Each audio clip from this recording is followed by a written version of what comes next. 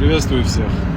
Хочу обратиться к молодежи Абхазии, которые часто залипают на абхазских пабликах, слушают какую-то альтернативную историю от недоисториков. Вы живете в мире, в цифровом мире, где легко можно черпать информацию. Не слушайте этих недоисториков. В мире, когда есть хотя бы чат GPT, надеюсь, вы не верите в то, что, не знаю, чат GPT подкупила Грузию и может там фальсифицировать что-то.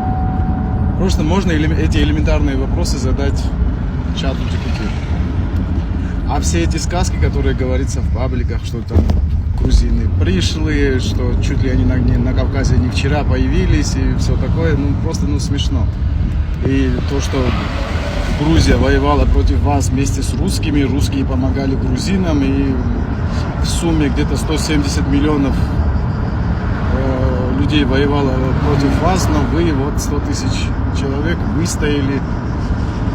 Короче, не издевайтесь над молодежью, сейчас уже к взрослым обращаюсь, не издевайтесь над ними. Почему вы их заставляете верить в эту чушь, над которой будут потом все смеяться?